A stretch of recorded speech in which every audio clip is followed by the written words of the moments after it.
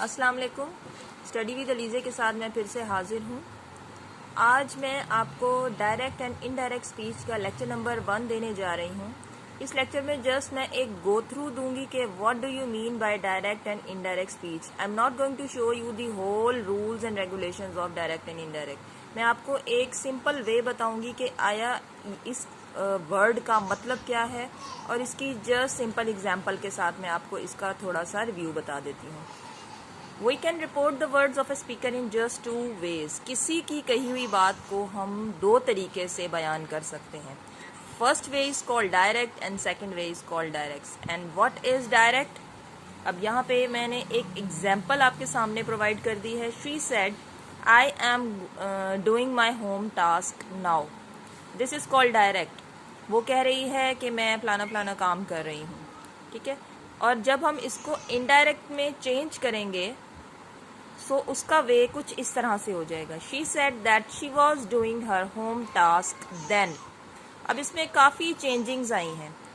इनकी जो simple changings हैं उसको मैं इस लेक्चर में डिस्कस करती हूँ। फिर उसके बाद 1 बाय 1 हम रूल्स की तरफ जाएंगे। जैसे मैंने आपको एक्टिव और पैसिव क्लियर करवाया, इसी तरह से मैं आपको डायरेक्ट एंड इनडायरेक्ट भी इंशाल्लाह क्लियर करवा दूंगी, ठीक है।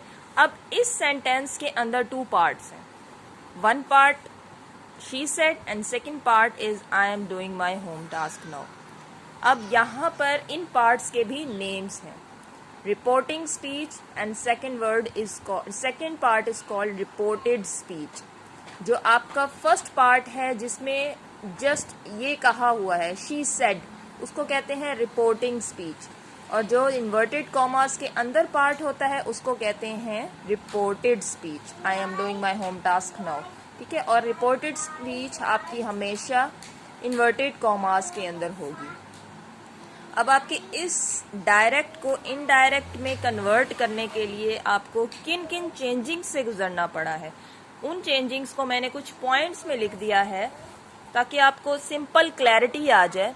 जैसे आपका ये सेंटेंस था she said I am doing my home task now. जब इसको हमने इनडायरेक्ट में कन्वर्ट किया है तो ये इन्वर्टेड कॉमास और सिंपल कॉमा आपका चेंज होके दैट बन गया है।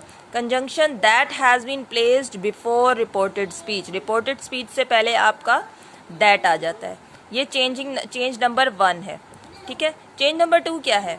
Pronoun I has been changed into she. यहाँ पे आपका जो आई लगा हुआ था वो शी में कन्वर्ट हो गया, ठीक है। Changing number 2। अब चेंज नंबर 3 क्या है इसमें? वर्ब एम वो has been changed into was. अब यहाँ पर जो एम यूज हो रहा था वो वॉज में चेंज हो गया है, ठीक है। Change number 3। अब यहाँ पे चेंज नंबर 4 क्या है? Now has been changed into then. These 4 changings are here in this one simple sentence.